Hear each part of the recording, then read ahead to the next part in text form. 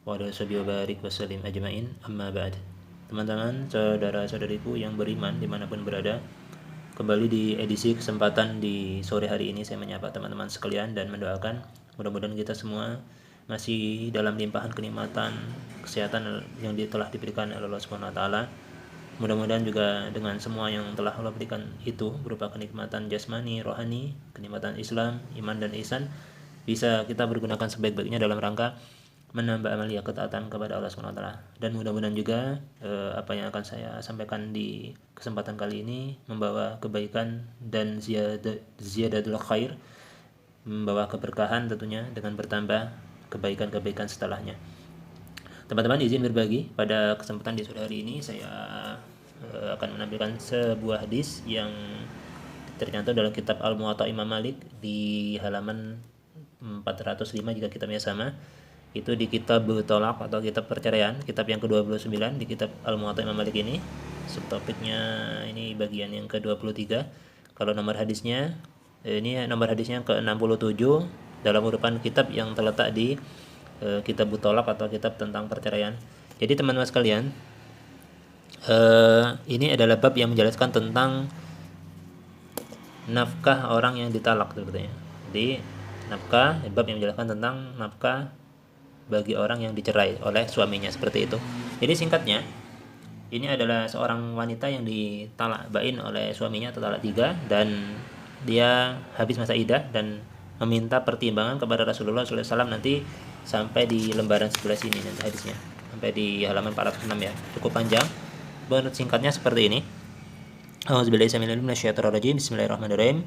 Telah berkata Imam Malik telah menceritakan kepadanya, yaitu Yahya dari Malik, dari Abdullah bin Yazid matan budak Al-Aswad bin Sufyan, dari Abu Salamah bin Abdurrahman bin Auf, dari Fatimah binti Qais radhiyallahu anha, bahwa Abu Amru suaminya bin Hafs itu menjatuhkan talak bain kepadanya padahal dia sedang berada di Syam, sedang di luar kota atau perjalanan jauh. Lalu Abu Amru mengutus wakilnya untuk mengirimkan gandum kepadanya hingga menyebabkan Fatimah marah. Fatimah binti Qais tadi ya. Abu Amru berkata, demi Allah, kamu tidak berhak atas apapun dariku. Fatimah binti Qais lantas mendatangi Rasulullah SAW dan mengisahkan kejadian itu kepada beliau. Bila beliau Rasulullah SAW bersabda kepada Fatimah tadi, kamu tidak berhak mendapatkan nafkah darinya, setelah mendengar cerita daripada Fatimah binti Qais tadi. Kemudian beliau menyuruhnya untuk menunggu masa iddahnya di rumah Ummu Syarik. Setelah itu beliau bersabda, dia adalah wanita yang sering dikunjungi oleh para sahabatku, maka tunggulah masa iddahmu nanti habis di rumah Abdullah bin Ummi Maktum. Dia adalah seorang yang buta sehingga kamu dapat meletakkan pakaianmu di sisinya. Jadi nggak ada bedanya ya mau berpakaian atau tidak kalau di rumah ibunya Abdullah bin Ummi Maktum, karena Abdullah bin Maktum tuh nggak bisa melihatnya, penglihatannya tertutup gitu daripada melihat maksiat. Orang menyebutnya buta, saya pun tidak menyebutnya demikian.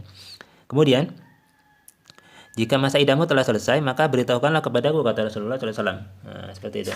Tadi ke sini.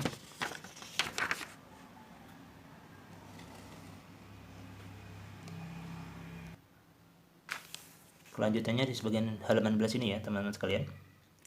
Jadi Rasulullah berpesan kepada Fatimah binti Qais tadi, kalau nanti masa iddahnya telah habis, maka beritahukan itu kepada Rasulullah SAW.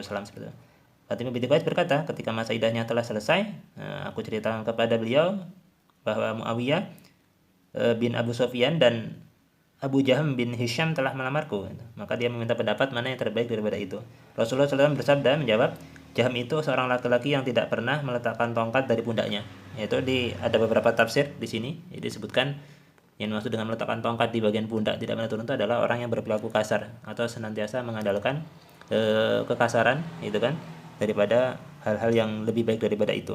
Maka Rasulullah tidak menganjurkannya kepada yang pertama tadi. Selanjutnya, sedangkan Muawiyah adalah seorang laki-laki miskin yang tidak mempunyai harta, maka nikahlah dengan Usama bin Zaid. Ini usulan dari Rasulullah SAW. Tentunya kalau Rasul yang memilih adalah terbaik di antara yang terbaik ya gitu, tidak merendahkan siapa-siapa. Nikahlah dengan Usama bin Zaid. Maka Fatimah berkata, sebenarnya aku tidak menyukainya. Kemudian beliau berkata lagi, nikahlah dengan Usama bin Zaid, seperti itu. Maka aku pun menikah dengannya, kata Fatimah binti Qais. Dan ternyata Allah SWT Azza wa Jalla menjadikan kebaikan di dalam pernikahan itu hingga aku merasa bahagia. Di bagian akhir hadisnya, bagian sebelah sini. Ya teman-teman, ada beberapa juga petunjuk selain tadi yang dimaksud dengan orang yang tidak pernah menurunkan tongkat dari bahunya ya, itu orang yang senantiasa bertindak kasar atau tidak terlihat kekasarannya gitu. Jadi Rasulullah tidak mengajarkan demikian karena Rasulullah dari 2 orang tadi dan 3 yang terakhir itu, 3 laki-laki tadi Rasulullah milih yang terbaik karena perempuan tadi sebelum menikah meminta saran dari Rasulullah SAW seperti itu, maka diberikanlah yang terbaik dari yang terbaik seperti itu. Maka dia menikah dengan Utsman bin Zaid dan mendapatkan kebahagiaan dan kegembiraan yang telah Allah berikan dan Allah tetapkan tentunya. Mudah-mudahan ini bisa menjadikan inspirasi untuk para muslimah yang mungkin ingin mencari pasangan hidup, baik yang belum menikah ataupun yang sudah menikah ataupun yang sudah berpisah dan mau menikah lagi. Mudah-mudahan menjadikan inspirasi. Jadi kalau mau bertanya sesuatu tentang hal yang memang penting ya, yang akan berlaku seumur hidup pernikahan tersebut, tanyakanlah pada orang yang tepat. Dan di sini Fatimah binti Qais memberikan radhiyallahu anha ya, salah satu sahabiah, memberikan contoh bertanyanya langsung kepada Rasulullah SAW, orang yang paling terbaik di zamannya. Itu saja yang bisa saya sampaikan. Jika ada keliruan mohon dimaafkan. Assalamualaikum warahmatullahi wabarakatuh.